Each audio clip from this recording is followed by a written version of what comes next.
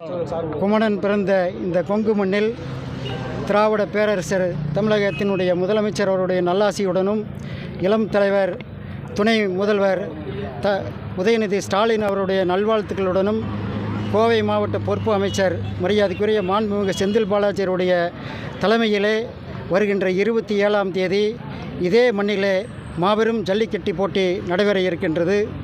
தமிழகம் முழுவதும் இருந்தும் 800க்கும் மேற்பட்ட காளைகள் கலந்து கொள்கின்றன. அந்த காளைகளை அடக்க 500க்கும் மேற்பட்ட காளையர்கள் கலந்து கொண்டு இந்த காளைகளை அடக்கி 2 கார்களையும் பரிசாக பெற இருக்கின்றார்கள். தமிழக முதல்வர் அவர்கள் சிறந்த காளைக்கு, யாரும் அடக்க முடியாத காளைக்கு ஒரு காரை பரிசாக அளிக்கின்றார்.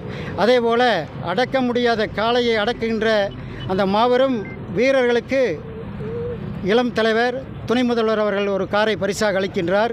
அதேபோல் 2ஆவதாக வருகின்ற 3ஆவதாக வருகின்ற 800 வீரர்களுக்கும் காளைகளுக்கும் நமது பொறுப்பு அமைச்சர் அவர்கள் சிறப்பு பரிசுகளை அளிக்க இருக்கின்றார். இந்த விளையாட்டுப் போட்டியை காண கிட்டத்தட்ட ஒரு 50,000 பேர் வருவார்கள் என்று நாங்கள் எதிர்பார்க்கின்றோம். அதற்குண்டான முன்னேற்பாடுகள் பிரமாண்டமான முறையில் நடந்து கொண்டிருக்கின்றன.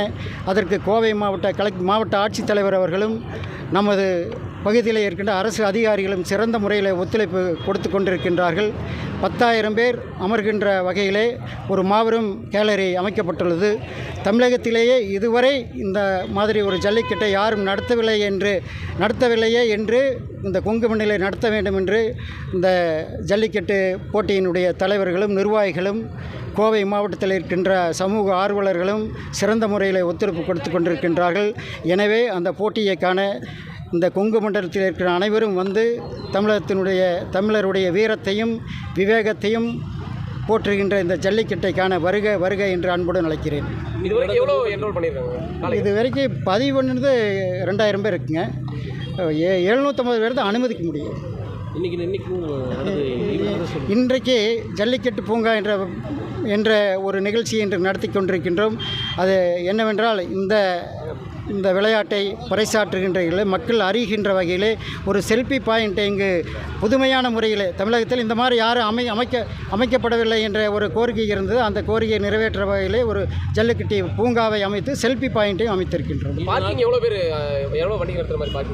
பார்க்கிங் ஒரு 3000 வண்டி வந்தால் நிறுத்தலாங்க. 2 வீலர் 4 வீலர் அதெல்லாம். அதே மாதிரி இந்த கூட்டம் வந்து எவ்வளோ நேரத்துக்கு ஒருக்கா வந்து நாங்கள் 1 மணி நேரத்துக்கு ஒருக்கா அந்த கேலரியிலேருந்து இறக்கி விட்டுருவோம்.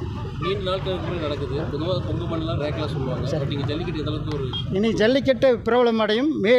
வருடம் மிகப்பெரிய அளவில் மதுரையை மீறுகின்ற அளவில் இங்கு சிறந்த முறையில்